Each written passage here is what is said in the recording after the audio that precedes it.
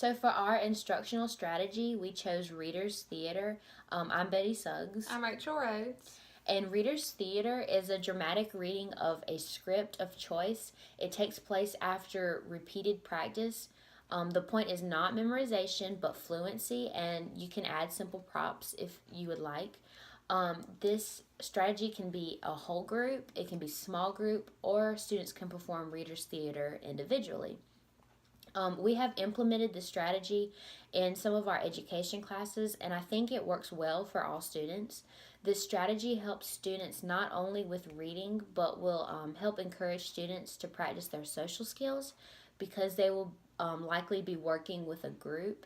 It also gives them, it helps them build confidence to get in front of a large group and talk in front of their peers. It also helps them become more fluent readers. They practice the script over and over again and are becoming more confident with the text, so they can add emphasis to like exclamation marks or question marks, and they will learn to read and make it sound more like a conversation. It is a reading strategy you can do with all ages, and you can cater it to your students. We chose a standard that Reader's Theater could be used for, and it was for second grade, grade 2, it was 13.1, and it says engage in whole and small group reading with purpose and understanding, and I think Reader's Theater fits perfectly under that standard. Okay, so now we are going to perform Reader's Theater like we are the students. We found this script from Reading Rockets, the online, and we divided the different parts between each other because there are like 10 different characters and there's only 2 of us. So the teacher can change the script to fit the number of students in the classroom. Any type of script can be used. There's several different ones. We just chose this penguin one because we thought it was a cute story. And during our presentation, Rachel and I are going to switch between being the teacher and then like acting like the students and like performing or doing Reader's Theater. All right, this is called Tacky the Penguin by Helen Lester. There once lived a penguin. His home was a nice icy land he shared with his companions. His companions were named Goodly, Lovely, Angel, Neatly, and Perfect. The penguin's name was Tacky. Tacky was an odd bird. Every day, Goodly, Lovely, Angel, Neatly, and Perfect greeted each other politely. Hi. Hi. Hi. Hi. Hi. Tacky greeted them with a hearty slap and a loud, "What's happening?" Goodly, Lovely, Neatly, Angel, and Perfect always marched. 1, 2, 3, 4. 1, 2, 3, 4. 1, 2, 3, 4. 1, 2, 3, 4. 1, 2, 3, 4. Tacky always marched 1, 2, 3, 4, 2, 3, 6, 0, 2, half, 0. His companions were graceful divers. Tacky liked to do splashy cannonballs. Goodly, Lovely, Angel, Neatly, and Perfect always sang songs like Sunrise on the Iceberg. Tacky always sang songs like How Many Toes Does a Fish Have? Tacky was an odd bird. One day the penguins heard the thump, thump, thump of feet in the distance. This could only mean one thing. Hunters had come. They came with maps and traps and rocks and locks, and they were rough and tough. As the thump, thump, thump drew closer, the penguins could hear growly voices chanting. "We're going to catch some pretty penguins, and we'll march them with a switch, and we'll sell them for $1 and get rich, rich, rich." Goodly, Lovely, Angel, Neatly, and Perfect ran away in fright. They hid behind a block of ice. Tacky stood alone. The hunters marched up right to him, chanting, "We're going to catch some pretty penguins, and we'll march them with a switch, and we'll sell them for $1 and get rich, rich, rich." And then Tacky says, "What's happening?" And then all the hunters say, "We are hunting for penguins. That's what's happening." Then Tacky says, "Penguins? Do you mean those birds that march neatly in a row? 1, 23, 4, 2, 3, 6, 0, 2 and a half, 0. The hunters looked puzzled. "Do you mean those birds that dive so gracefully?" And he did a splashy cannonballs. The hunter looked wet.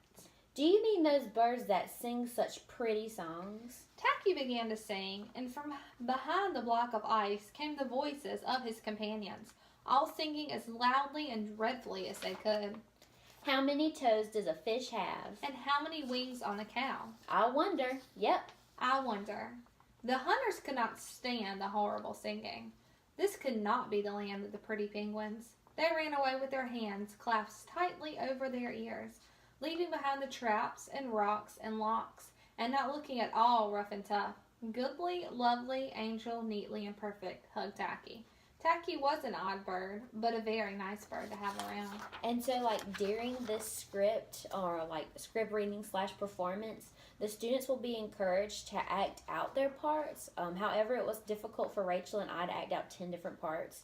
But you can also, like, have them just read it for in front of the class and, like, rehearse it before, and then they don't have to act it out. It's the teacher's choice. In Reader's Theater, a script will be chosen. We chose this script.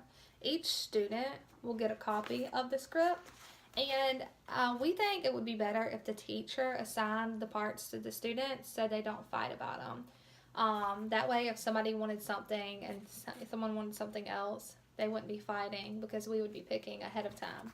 So each student will get their own script, and we'll assign parts, and it would be easier for the student to go ahead and highlight their parts like we did, so they won't get confused when they're reading it. They'll realize that they need to read the highlighted parts. And if they're younger students, then you can highlight it, the teacher can highlight it for them, or you can have them be in charge of their own script and them highlight it and make it cute and personable, I guess. And we'll also give them time to go over with we can divide them in groups to practice the script, or they could just have class time before they presented it in front of everyone. For the assessment, we decided it would be best to grade with a rubric. So we would have a rubric that would evaluate them on how well they performed during Reader's Theater. We will consider that not all students like to get up in front of the class and talk, so we won't be grading them on just that. But they will still need to read loud enough for us to hear. Everyone in the class needs to hear them, and they need to be clear when they read. The rubric will be divided into different categories. 100 will be scoring excellent in each category. A 90 will be scoring good in each of the categories. An 80 will be scoring fair in each of the categories. And a 70 will be needs improvement. You may score excellent in one category and not the other, so we'll take that into consideration when we're grading. Each section will be worth 10 points, and there'll be about 10 parts to the rubric. Students will be graded from the moment they get their scripts, and we pass out parts. For example, they'll be graded on the class participation, which means how well they work with their groups when they're practicing, and how they'll also be graded on their attitudes during the reading. So if they got a part they didn't want, how well they handled that. They will also be graded on whether they read the correct parts, because they should have time to review and highlight their parts, and how well they read their given parts. They'll be giving extra points for acting out the scenes that they're reading, and we will score them as well on fluency and the pitch and tone of their voices. We picked the second grade reading standard. It was 13.1, engage in whole and small group reading with purpose and understanding. You can pick a standard for any grade for this activity. And also, it doesn't just have to be a reading standard. You can do cross-curriculum. You can make Reader's Theater into a social studies standard. For example, if you're talking about the Civil War, you can find scripts on the Civil War, and you can have your class read them. It might be teaching them something, a new fact about the Civil War. Even if it is fictional, they can still learn from it. So you can pick a science standard and let your kids do Reader's Theater with it. So it can be used for many subjects. And you don't have to work so hard on picking the exact standard, because you can manipulate it to work for that.